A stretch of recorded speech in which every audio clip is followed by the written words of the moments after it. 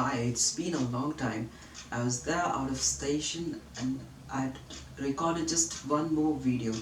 So sorry for not being able to come up these few days, and it was my, what you can say, not having the option to do that, that I had to discontinue. But I'll record that many lectures and will upload it here. Though that is not the right thing, but still I'll stick to my pledge.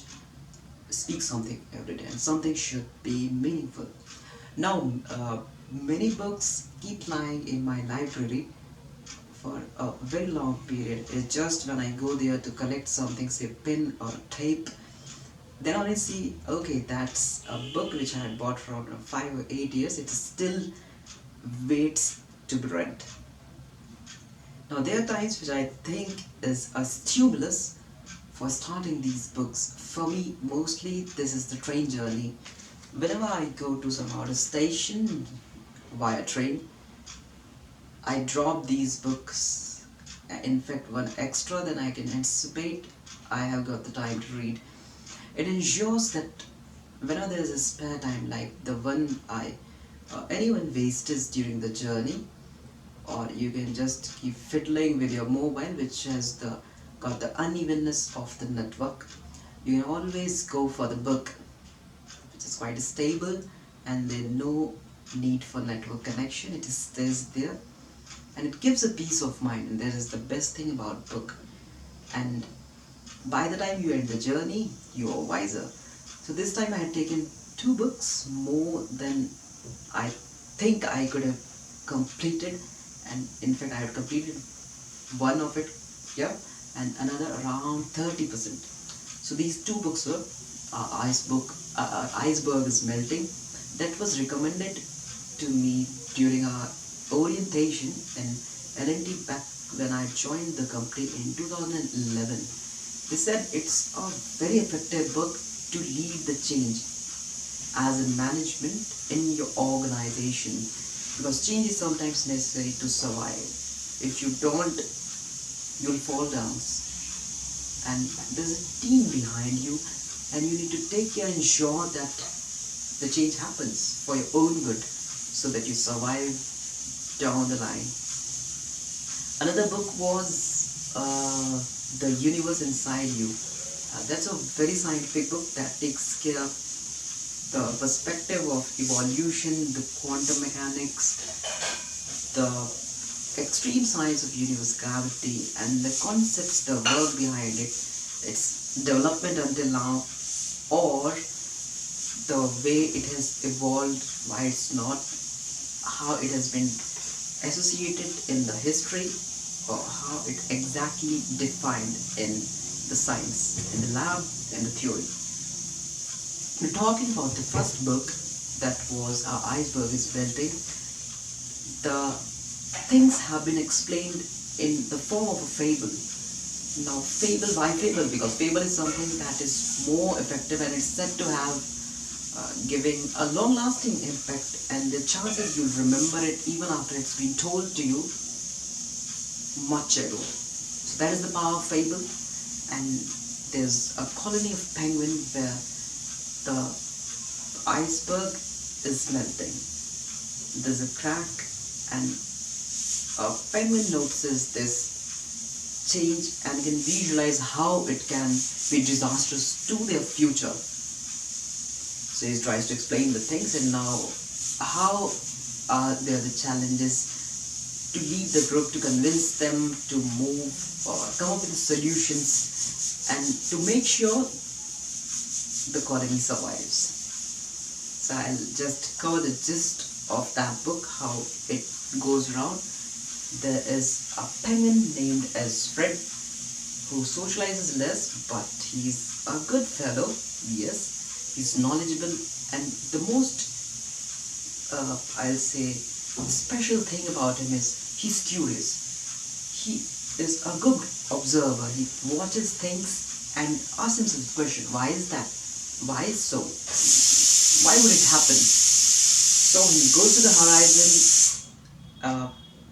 leaving behind all the group of penguins who are just busy with fishing and talking about all the everyday routines, he goes there and sees a big pond inside the iceberg, and he sees the cracks in which the water may eventually enter, and once it freezes, it may crack the entire iceberg, and the island on which they are living in may not see the sun of tomorrow. So he tries to convince another friend of him, Harold, and he sees the change of the attitude from his own group, who start thinking them that they have gone crazy or that they are working too much, and this is not something they must be worried about. There's nothing sort of thing that iceberg has melted. It has always been there. Their generation has been surviving into that area. How can it be possible that it just shatters and it's no more livable? Now he thinks he needs to pass this message and concern to some higher authority, and it's the lady penguin who's at a good position and has got a say. So he shows him, she shows her, he shows her the place where he's seen those things, and she's convinced. She asked to call the union and asked Fred to explain the things. So initially they see him with doubt, because since he has got no credibility or anything in previous record that says, okay, his observation is something that need to be pondered over by the entire group or need to take some action. And now when we talk about those groups, there's a guy called No.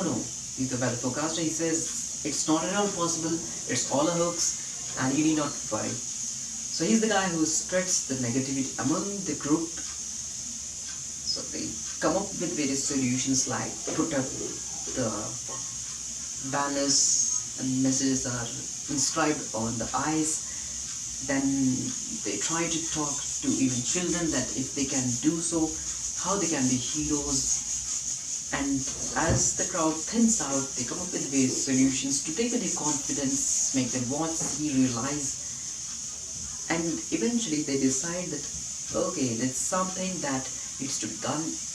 And gaining inspiration from Siegel, who just ventures out from the group and looks for an alternate location which is more tribal and can help them survive.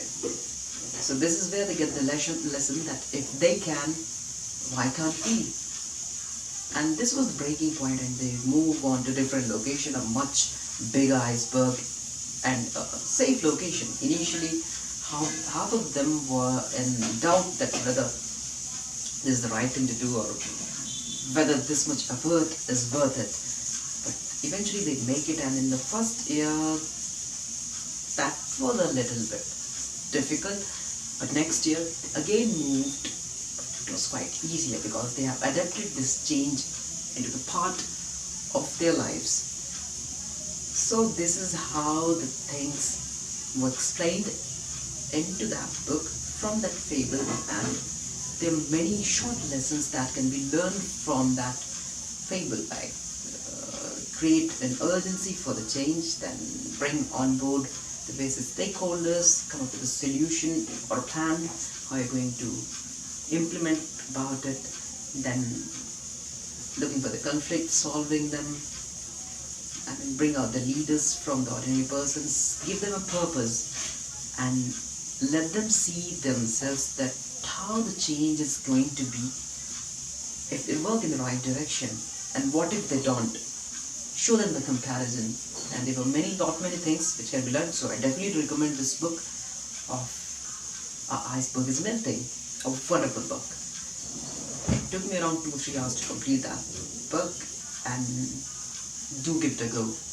That's all from my side today. See you next lecture. Bye.